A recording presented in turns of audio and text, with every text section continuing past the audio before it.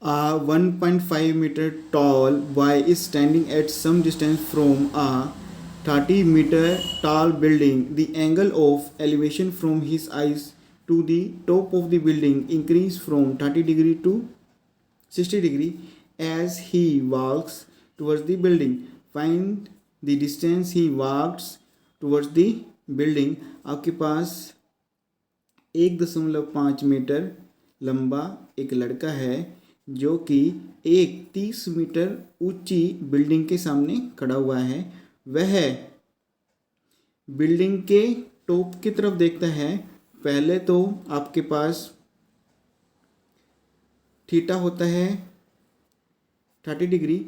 वह बिल्डिंग की तरफ चलता है, चलने पर थीटा आपके पास 60 डिग्री होता है। फिर दोबारा वह टॉप की तरफ देखता है।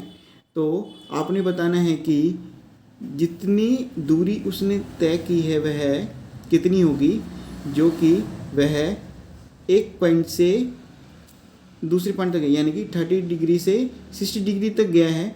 उस दूरी का आपको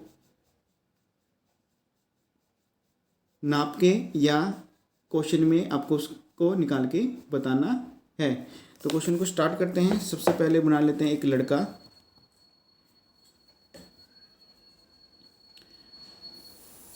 आपके पास एक लड़का है जो कि 1.5 मीटर लंबा है। उसके सामने एक ये बिल्डिंग है जो कि 30 मीटर आपके पास लंबी है। जब लड़का इस पॉइंट से खड़ा होके बिल्डिंग के टॉप की तरफ देखता है तो आपके पास थीटा है वह होता है 30 डिग्री। वह चलना स्टार्ट करता है। जैसे ही वह 60 डिग्री पे पहुंच जाता है, वहीं खड़ा हो जाता है, तो आपके पास यहाँ पर जो थीटा आएगा होगा 60 डिग्री। क्वेश्चन में आपको निकालना क्या है कि ये लड़का यहाँ से लेकर यहाँ तक गया, आपका एंगल 30 से 60 हो गया। इस डिस्टेंस को आपको निकाल के बताना। तो इसको मैं लेता हूँ x। तो ये वैल्यू भी x है, तो ये वैल्यू भी x होगी आपके पास, क्योंकि ये है पैरेलल। इसी के साथ ये जो डिस्टेंस है यहाँ से लेकर यहाँ तक, जो लड़के की ऊंचाई है 1.5 मीटर की है, तो ये भी आपके पास 1.5 मीटर होगी और ये भी आपके पास होगी 1.5 मीटर।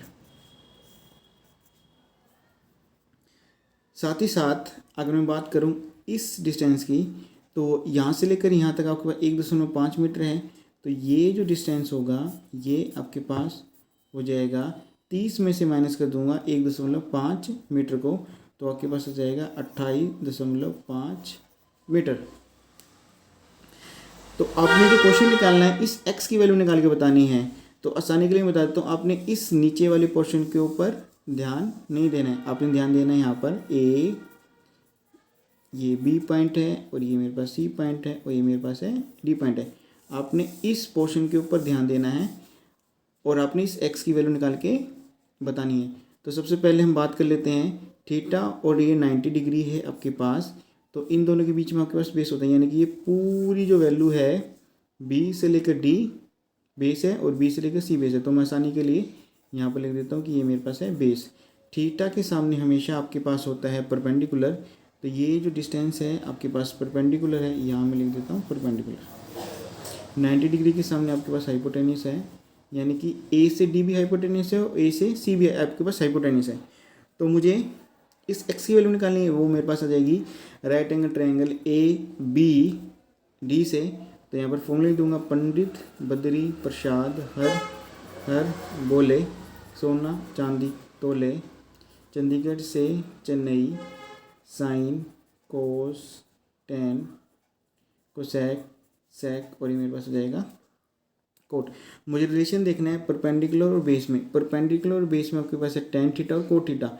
आसानी के लिए मैं ले रहा हूँ tan theta in right angle triangle A B और डी ले रहा हूँ मैं, ए बी और डी, टेन थीटा आपके पास होता है परपेंडिकुलर अपॉन में बेस, थीटा आपके पास ए बी डी के अंदर है 30 डिग्री, तो यहाँ पर आ जाएगा मेरे पास 30 डिग्री। परपेंडिकुलर आपके पास ए बी है, ये आपके दे रखा है 28.5, तो 28.5 आपके पास आ जाएगा परपेंडिकुलर। फिर आपको निकालना है बेस, तो आपके पास ये तो परपेंडिकुलर, बेस आपके पास हो जाएगा बी और डी, तो इसको मैं लिख सकता हूँ B C plus C D, यानी कि बी सी प्लस एक्स हो जाएगा मेरे पास यहाँ पर। तो बेस मेरे पास हो जाएगा बी सी प्लस एक्स। तो मुझे एक्स की वैल्यू निकालनी है। सबसे पहले टेन 30 डिग्री की वैल्यू पुट कर देते हैं। टेन 30 डिग्री आपके पास होता है 1/√3 28.5 बी सी प्लस एक्स है, क्रॉस मल्टीप्लाई कर देते हैं, तो हमारे पास आ जाएगा B C plus x equal to 28.5 into √3। मुझे एक्स की वैल्यू चाहिए है, तो बी सी मेरे पास यहाँ प्लस में, इधर आके हो जाएगा माइनस में। अब मुझे बी सी निकालना है, तो बी सी मेरे पास है ये वाली वैल्यू, यानी मेरे पास बेस है, परपेंडिकुलर मुझे दे रखा है, बेस मुझे निकालना है, तो मेरे पास फॉर्मूला लग जाएगा टेन थीटा का। तो टेन थीटा, अब मैं इसमें यहाँ लिखना पड़ेगा in right angle triangle A B C के अंदर टेन थीटा इजकल टू आपके पास होता है परपेंडिकुलर अपॉन में बेस। थीटा आपके पास है 60 डिग्री, तो यहाँ आ जाएगा टेन 60 डिग्री, परपेंडिकुलर की वैल्यू 28.5, बेस आपके पास है बी सी, तो यहाँ पर मैं लिख दूंगा बी सी। टेन 60 डिग्री आपके पास होता है √3 equal to 28.5 divided by B C है, क्रॉस मल्टीप्लाई कर देते हैं, तो बी सी की वैल्यू मेरे पास आएगी 28.5 डिवाइडेड बाई √3 आ जाएगा। √3 से रेशनाइज कर देते हैं, तो बी सी इजकल टू आ जाएगा 28.5 इंटू √3 को मल्टीप्लाई करेंगे तो हमारे पास 3 आएगा, तो यहाँ पर वैसे आ जाएगा 9.5, यानी कि जो बी सी की वैल्यू आई है हमारे पास 9.5 √3 आई है मीटर। इस बी सी की वैल्यू मैं यहाँ पर रख देता हूँ, तो यहाँ लिख देता हूँ from B C value x is equal to आ जाएगा 28.5 √3 माइनस बी सी वैल्यू है 9.5 √3।